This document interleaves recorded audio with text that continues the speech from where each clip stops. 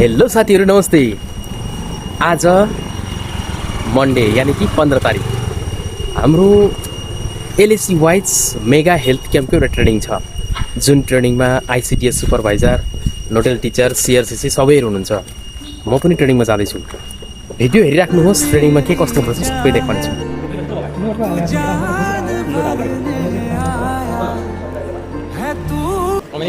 Mega health क्याम्पको प्रशिक्षण कार्य सुरु हुन गइरहेछ।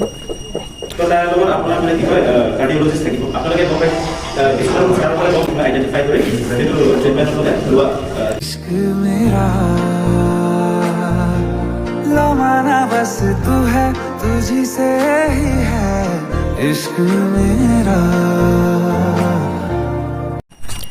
र आजको ट्रेनिङ भने यतिमै सकियो। ट्रेनिङको उद्देश्य धेरै छ। कस्तो छ भन्दाखेरि तपाईहरुलाई म पुरै जानकारी दिन्छु। जुन ट्रेनिङ थियो त्यो ट्रेनिङको विषयवस्तु यस प्रकार रहेछ। हाम्रो स्कुलमा अथवा हाम्रो गाउँघरमा जति पनि बिलो 18 वर्ष तलका केटाकेटी छन्, तिनीहरू सबै स्वाभाविक छैनन्, कतिपय अस्वाभाविक छन् भनौँ न। कोही बिमारी छन्, कसैको दिमाग धेरै बेसी छ, कसैको दिमाग कम्ती छ, कसैले कान सुन्दैन, कसैले आँखा देख्दैन, कसैको हात खुट्टामा सेतो सेतो दाग छ, कसैको के बिमार, बहुत थोक बिमार छन्, लक्षण छन्, कसैको खुनको कमी छ। यी सबै थोकको हामीले केटाकेटीमा केही पनि डिफिकल्टी देख्यौँ भने उनीहरूको नाम, उनीहरूको बाबुआमाको नाम लेखेर हामीले माथि अफिसरलाई पठाउँछौँ। अफिसरहरूले के गर्छन्, डाक्टरको टिमले कुनै एक दिन भन्नाले यसै त हामीलाई 7 अक्टोबर भन्नुभएको छ। 7 अक्टोबरको दिन उहाँहरू यहाँ लिन आउनुहुन्छ। गाडी लिएर केटाकेटीलाई लिन आउनुहुन्छ। प्रत्येक छुप्पा प्रत्येक जग्गामा जाँदाखेरि नोडल टिचर सँगै जानु पर्यो, साथै उहाँहरूको पेरेन्ट्स पनि एकजना जान सक्नुहुन्छ।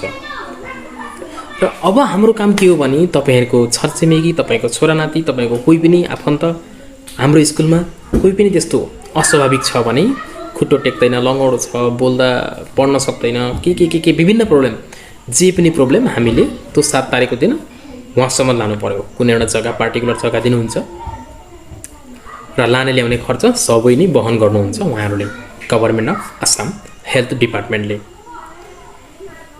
र त्यस पछाडि त्यो केटाकेटीको प्रब्लम कतिको ठुलो हो, कतिको सानो हो, त्यहाँ विचार हुन्छ।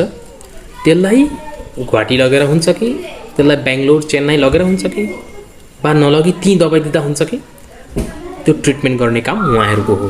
वा बिमारै छैन कि, केटाकेटी ठिकै पो रहेछ कि, हामीले पो गल्तीले केटाकेटीलाई अस्वाभाविक लेखेर पठाइछौँ कि भन्ने विषय त्यस दिन थाहा हुन्छ। र यो एकदमै राम्रो पदक्षेप लाग्यो र आजको ट्रेनिङ गरेर एकदम राम्रो लाग्यो। Thank you so much.